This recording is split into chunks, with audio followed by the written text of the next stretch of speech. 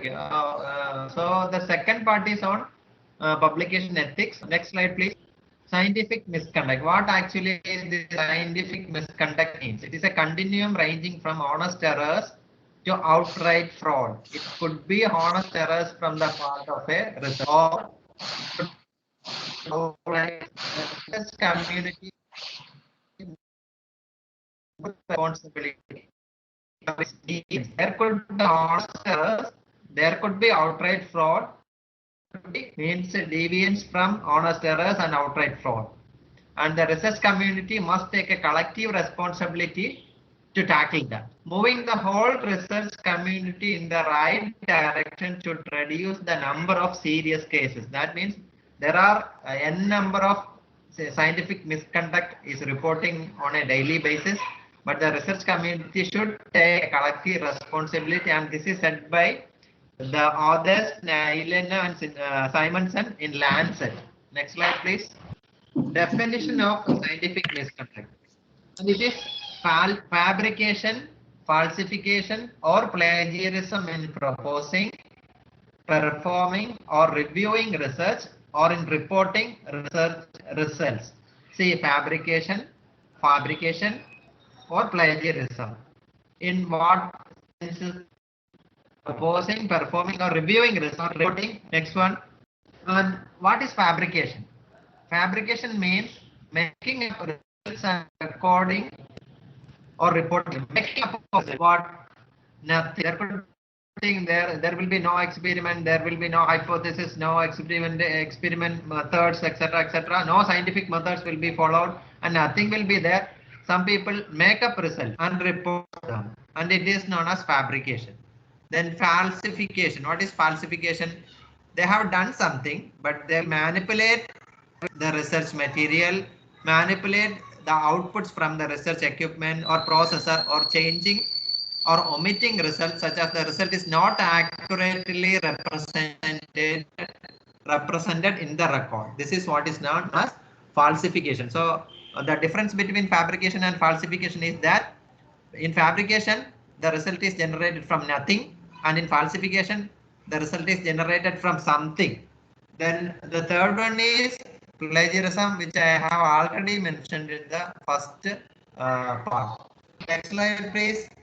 Okay, how much is this misconduct prevalent? Actually, some studies were there. One study is by Daniel Fanelli, and he wrote an article in 2009. Actually, he did a systematic review of published studies in which he screened more than 3,200 papers, and he included only the scientific misconduct or the publication misconduct pertaining to falsification or fabrication and not plagiarism. That means Daniel Fanelli looked into 3,207 papers for fabrication and falsification and not plagiarism. And actually Fanelli's research showed that 2% of researchers admitted to misconduct of falsification and fabrication among this 3,207 papers, and 40% were aware of misconduct by others. This is one of the study that documents the prevalence of misconduct. Next one.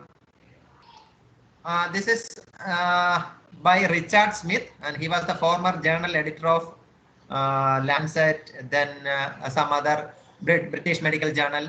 And what he says is that between 1997 and when I left the British Medical Journal in 2004, I dealt with about 20 cases a year, and I came to think that it would be misconduct on our part to turn a blind eye to misconduct in others. Actually, British Medical Journal is one of the top journals in medical science.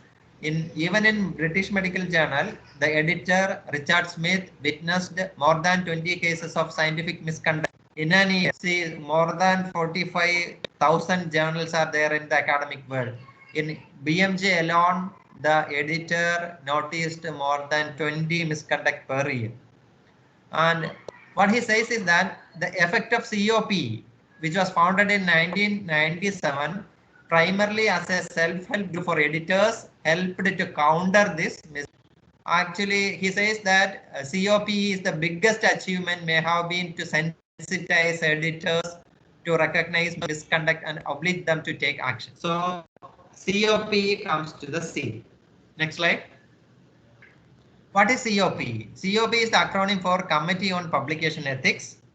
It is a non-profit organization whose mission is to define best practice in the ethics of scholarly publishing and to assist editors, publishers, etc. to achieve this. I suggest all the participants to go through that link which I mentioned in the slide, and you can see a ton of materials pertaining to discussing about scientific misconduct, publication ethics, etc. It is like just an e-module, self-paced learning module. So go to COP website if you are very eager to know the scientific misconduct going around in academic circles nowadays. Next one. What actually this COP does? COP educates and support editors, publishers, and those involved in publication ethics with the aim of moving the culture of publishing towards one where ethical practices are followed. It means 4 times a year in the UK and once 1 year in North America. If you happen to, or if you go through the journal sites of good publishers, you can see that they are a member of. So COP it does. So if you are going to start a journal, a new journal or a publication outlet, to become the member of COP so that you can get guidelines from them, communications from them on how to follow ethical practices, how to deal with unethical practices, etc. They educate the upcoming editors, authors, etc. Next slide, please. Next one, please. Why this misconduct occurs? Actually, this is why Wells and Fatih. It appeared in the book named Fraud and Misconduct in Biomedical Research, Royal Society of Medicine, 2008. And Wells and Fatih tell us that why this misconduct occurs. Human nature is flawed and temptation to cheat, fabricate, falsify players coupled with degrees of arrogance and greed will indeed always remain with us. That temptation will from time to time fail to be resisted. The research community needs mechanisms that will minimize occurrence of and if there is no preventive mechanism, it will be done by almost all the, and this is what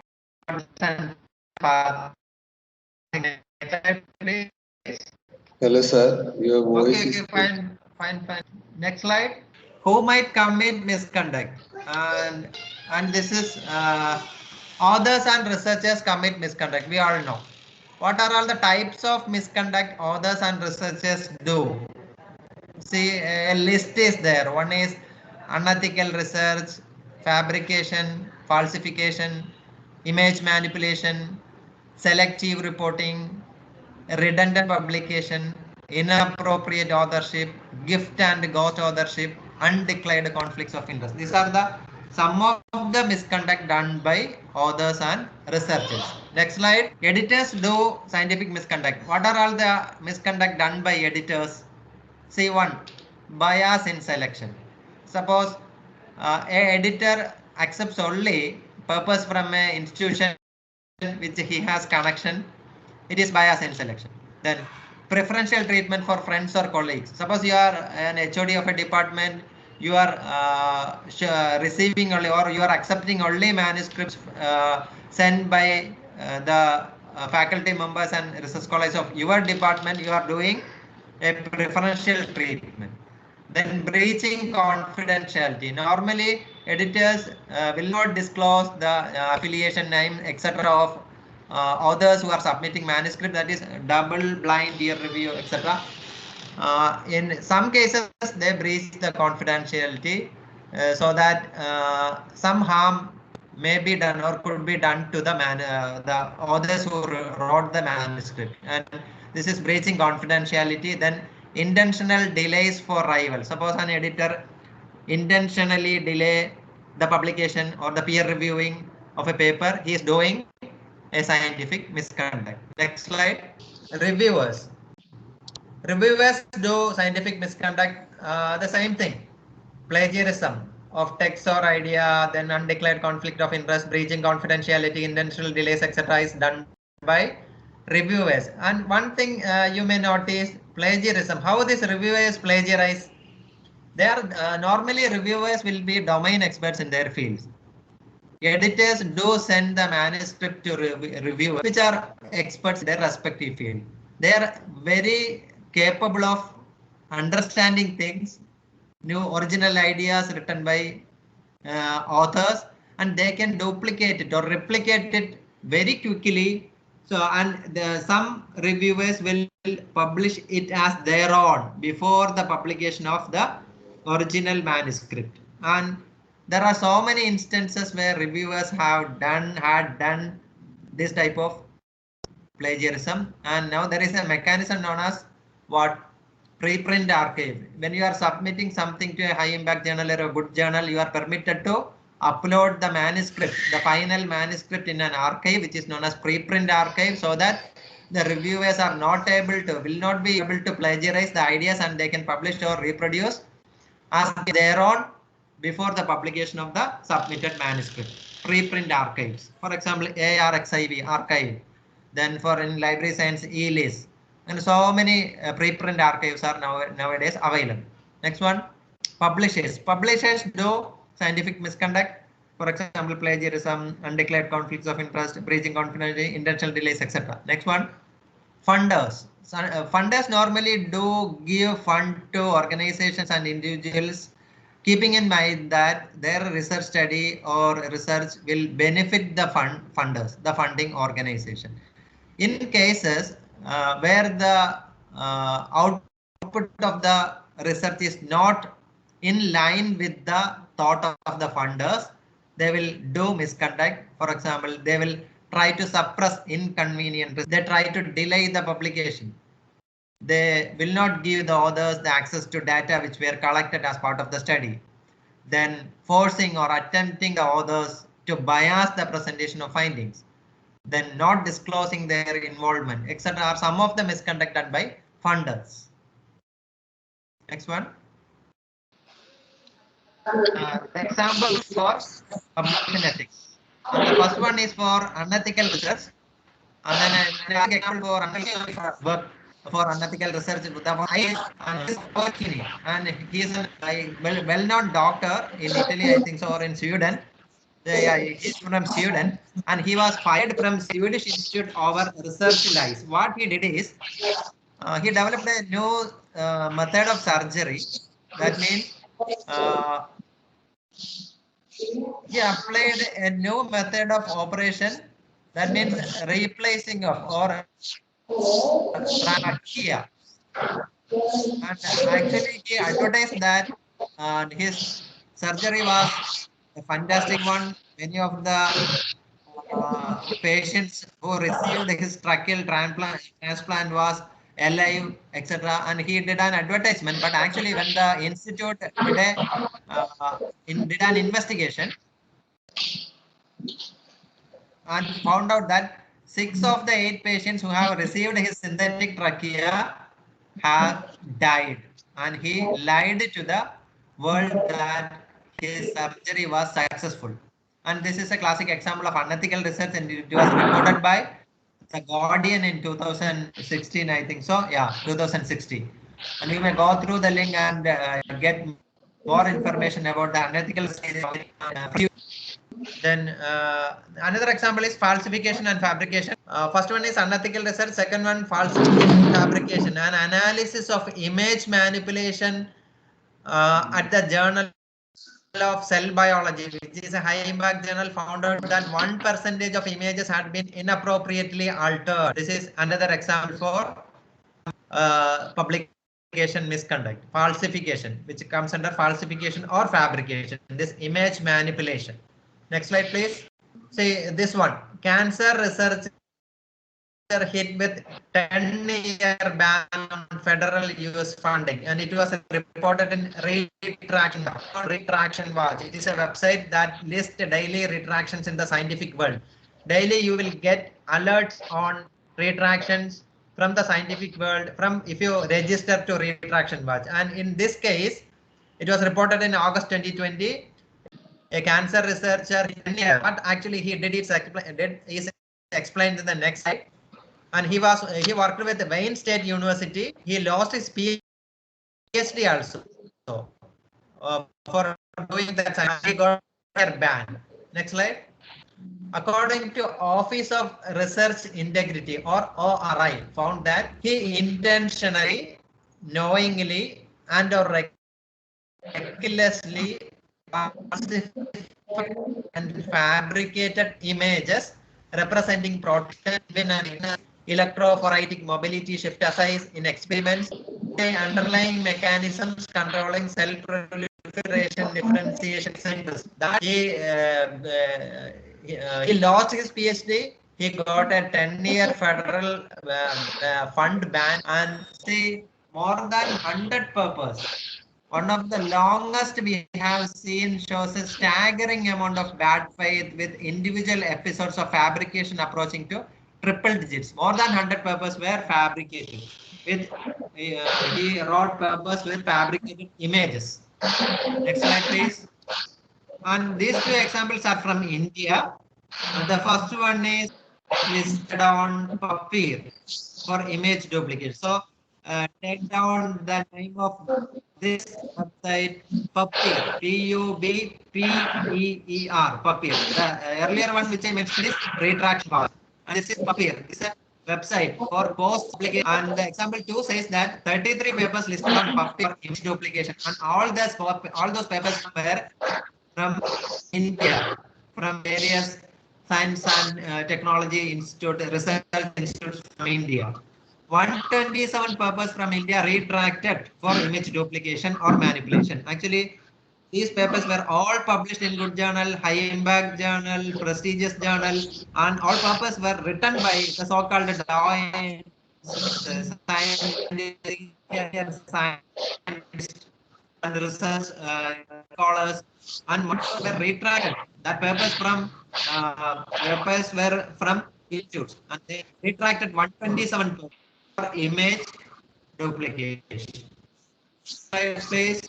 Then another misconduct is misrepresentation of data. I took this example from the COVID scenario. Actually, the link is given in the slide. You may go through it, and it is a interview with Eric Topol of Scripps Research Translational Institute and John Wade of WebMD. Actually, this Eric Topol says that data misuse or data misrepresentation was done by research scholars or researchers in the case of finding a remedy, a medicine to fight against COVID-19. Misrepresentation of data. Right? How the misrepresentation was done? It is explained in the next slide. See, we all know in the during the time March 2020 or something, the name of the drugs which were we daily hearing were convalescent plasma, then hydrochloroquine, remdesivir, dexamethasone, interferon, etc. drugs. That the first one is plasma. This could be the possible drug candidates to fight against COVID-19. On clinical trials, researchers were done using these medicines on patients, COVID patients all over the world. Next slide. Actually, see, in the case of remdesivir was supposed to be the most ideal drug candidate to fight against COVID-19. Actually, when they started this clinical trial using remdesivir, the objective was to find what the survival rate of remdesivir, or the patients who are giving remdesivir, how much they survive. And that was the first objective, but it was found that many of the patients started dying. So they changed the objective to what recovery time, how much time the patient took to recover. They changed the goalpost. Actually, this is a classic example of misrepresentation of data. Actually, they started clinical trials to find out the survival rate, then changed the goalpost. They started looking at the recovery rate. So they started misrepresenting the data collected. So this is an example of misrepresentation of data, and it is a scientific misconduct. Next one. And for the trial with the dexamethasone was the ideal one. They took enough samples, more than 6,000. They took the sample, took the data, and they published the data. Next one. This is another misconduct we already discussed in the first slide. Selective reporting. What is selective reporting? And a classic example for selective reporting is from this paper. Hydrochloroquine and azithromycin as a treatment of COVID-19, results of an open label non-randomized clinical trial. You discuss this paper in your institute with your colleagues, with your research colleagues. You can find that this paper is a classic example for selective reporting. How it become an example of selective reporting. Next slide. Actually, this article was published in Journal of Antimicrobial Agents, which is a good journal, high impact journal. And in March, something like a retraction notice appeared in Journal of Antimicrobial Agents, just because after the publication of that journal, many domain experts started saying that selective reporting has been done in that paper. And because of the enormous pressure by domain experts, the Journal of Antimicrobial Agents forced to issue a clarification notice, and it says that that article, the title which I already mentioned, does not meet the International Society of Antimicrobial Chemotherapy expected standard, especially relating to the lack of better explanations of the inclusion criteria and the triage of patients ensure society. This was issued by that. And what were the problems? How they reported the findings? Next slide. The study was done by Didier Raoult. See, Elizabeth Bick wrote about the selective reporting method.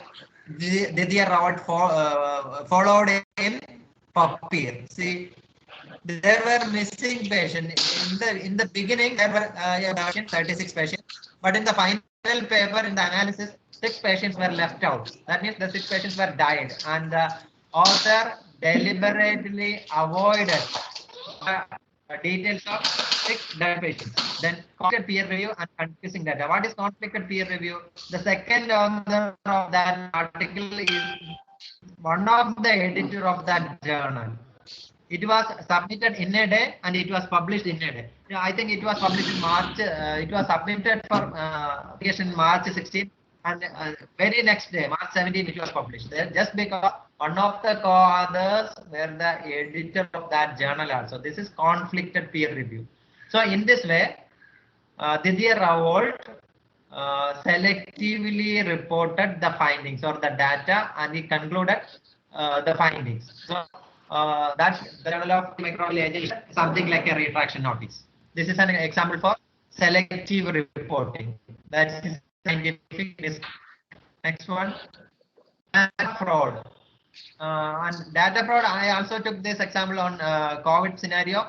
See, NEJM, New England Journal of Medicine, then Lancet, the topmost medical journal in medical scenario or medical field. New discoveries are documented first in NEJM, and in June 4, 2 journal articles were retracted from NEJM and Lancet. Next slide. Because of data fraud, how this data fraud happened? See, the data fraud was by S. Desai and 2 co-authors. All the 3 others were from India. Both the journals retracted the studies just because of data fraud. What the authors did is they collected the data from a firm known as Surgisphere Data. Surgisphere the data because claims that They collected COVID treatment data from almost all the prestigious institutions across the world, and supplementation and colleagues claim that they depend on data find a condition hydrochlorothiazide is causing problems to patients, COVID patients. That was their finding. Actually, after the publication of the that paper in New England Journal of Medicine and Lancet, even the World Health Organization stopped the clinical trial of hydrochloroquine on COVID patients. But later, domain experts started questioning from where these authors collected this data and who is this Surgisphere, who runs this Surgisphere, and one investigative journalist from Guardian found out that this Surgisphere database is just a new firm, a small firm, which is not able to collect this much of data from top-notch institutions across the world. And what the editors of the journal did was they asked the authors the data set to review again, and the authors were reluctant to give the patient data. That patient safety, patient price data, they were not able to present or give the data to the editors for re-review, and subsequently, just because of that, the two articles were retracted from New England Journal of Medicine and Lancet, and this is one of the top classic example of data fraud which happened in recent times.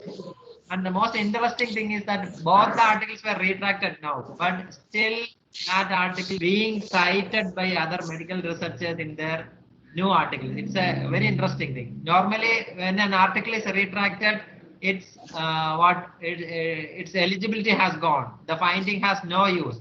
Even then, these two articles were nowadays being cited in their purpose.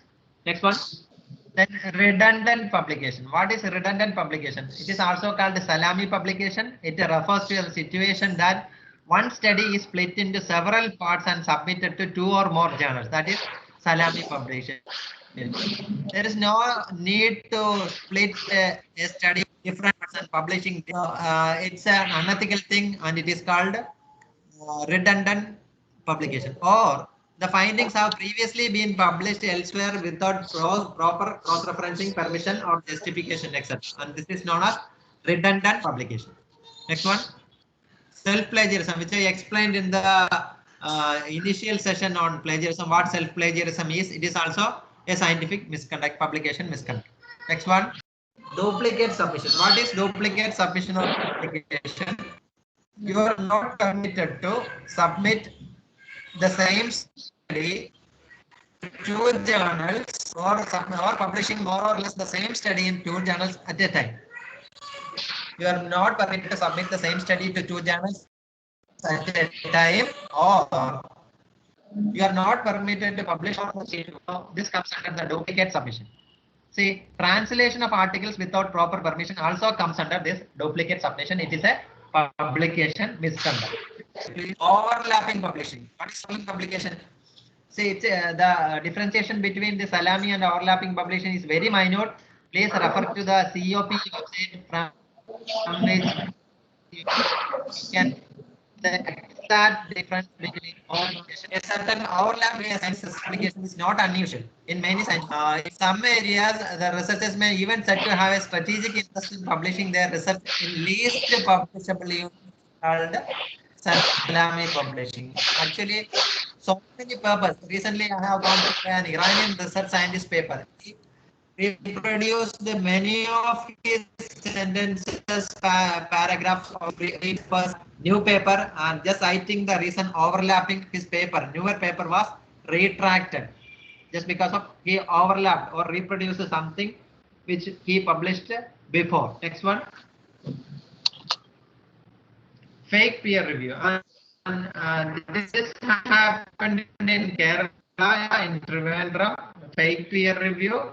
Actually, it was Turops Research Institute, and there was a postdoctoral fellow. Actually, when we publish something, when we submit manuscript to a journal, normally the editor will ask for the contact address, email address, etc. of at least 3 domain experts in that field. In this case, that postdoctoral fellow created fake email 3 domain experts name. For example, if I am the postdoctoral researcher, I created 3 fake emails with the names of 3 domain experts in my field. Then I submitted it to the editor. Actually, the user ID password of the 3 emails rests with me. It is with me. And in this case, the editor mailed the submitted manuscript to the 3 domain experts email address, which was given by the researcher. Actually, the research opened the 3 email, he positive to all those papers, and more than 4 papers were published in a speedy manner within 4 or 6 months after he joined the institute, and this raised suspicions and investigation started, and finally it was found that email addresses given by the researcher is so all the 4 papers were retracted by the editor of those journals. This is example for fake peer review. Okay, next one. Then authorship and contributorship. See, in this, the subsections are contribution disclosures, authorship disputes, gender bias, authorship trade, authorship, and ghost author. What is suppose you are submitting to a good author contributed to this article? Who done the methodology part? Who did the analysis? Who wrote the manuscript, etc. are known as contribution disclosures. Nowadays, the authors are you always have to give mandatorily the contribution done by each of the authors. You go to even give, I think it's in South Korea. South Korean authors give co-authorship to their children, their relatives, etc. just because they wish to get admission in higher education, in good higher education facilities abroad. And now it is contribution disclosure. And it is a publication. You have to include only the names of those persons who contributed to the study and honest. Then authorship disputes.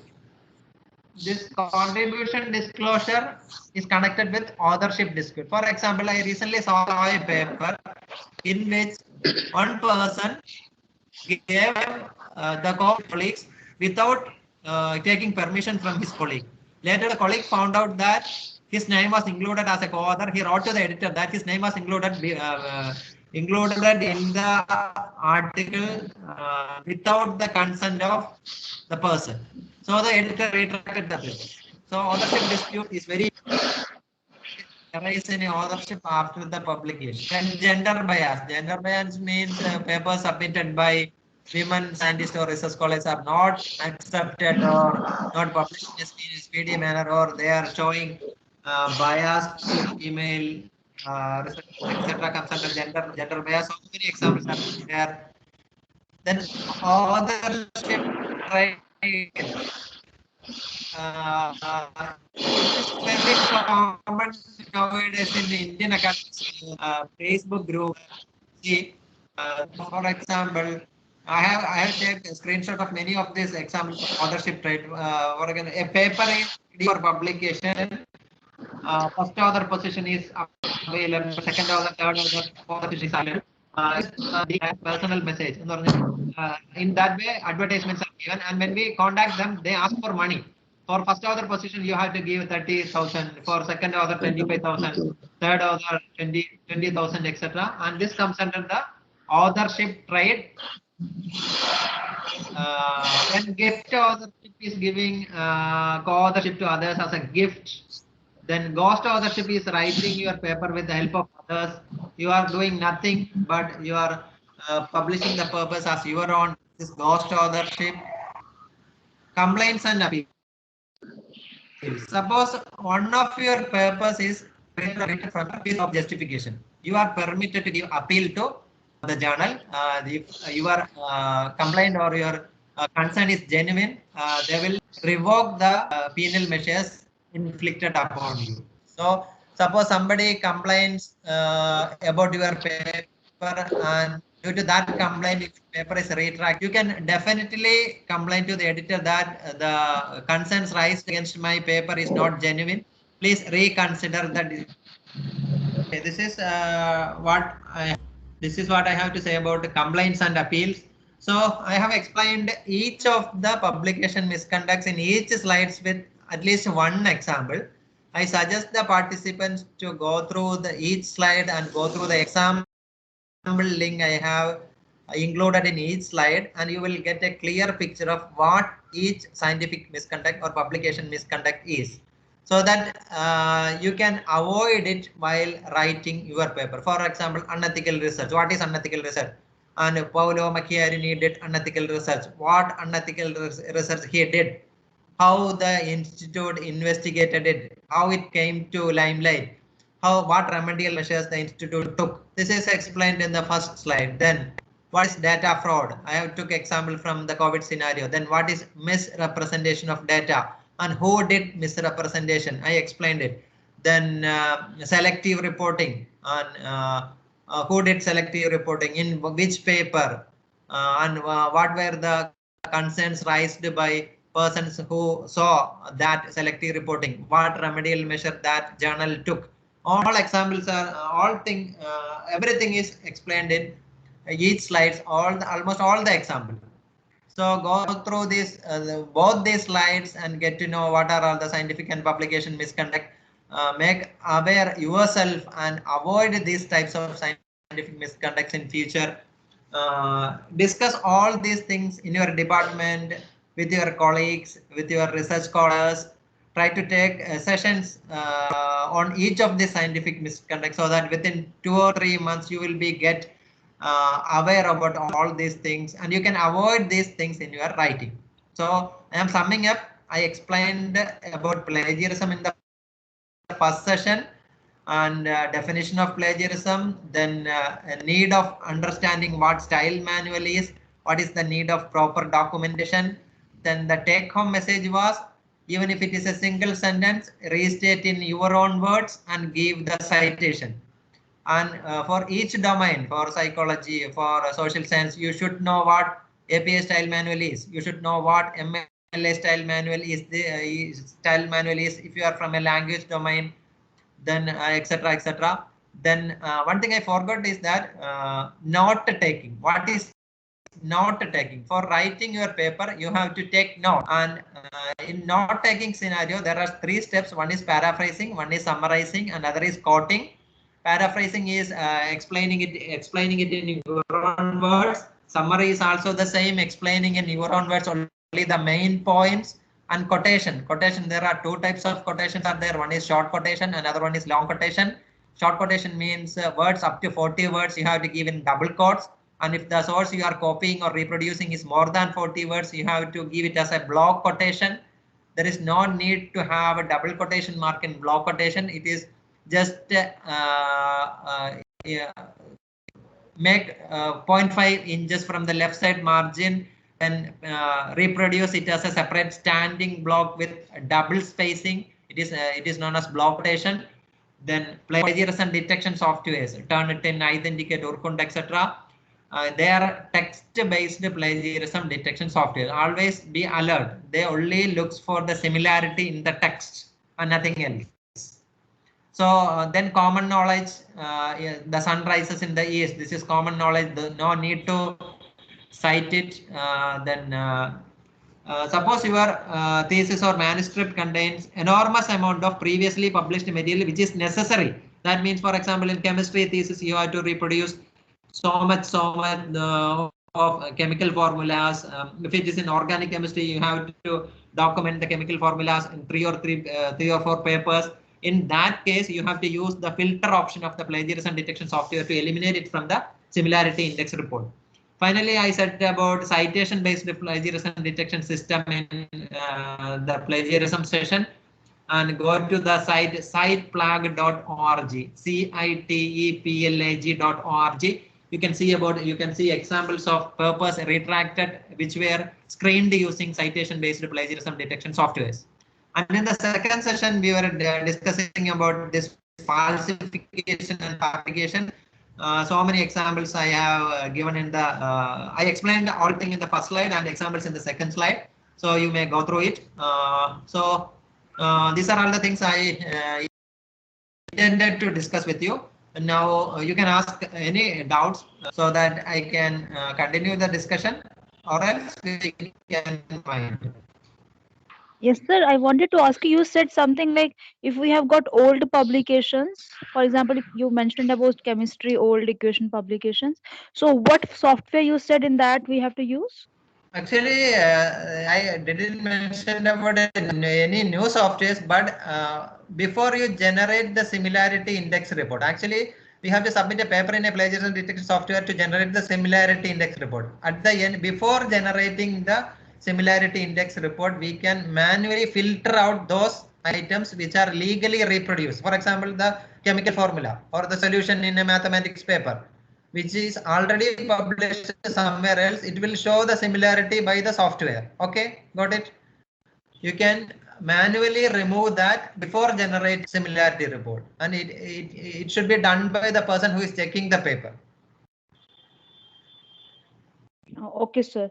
Sir, if they are very old books which have not been, which is not there in the internet or they're not in the digital form, then how do they go for checking its plagiarism from it? Actually, if it is not available in digital form, it will not be shown as similarity. But in future, there is a chance that that unpublished or not digitized books or document will be digitized, and in future you may be caught. Okay, sir. Thank you. Thank you so much. There are no doubts. We can wind up. Oh, okay, sir. This topic that we have discussed today, it's actually in the spotlight for some time now, because even UGC has incorporated this topic into the coursework for PhD. I hope the participants who are doing the doctoral works will benefit, surely benefit from this, or even while publishing their works, it will be benefiting them. Thank you, sir. Thank you for the session. Thank you. Thank you all.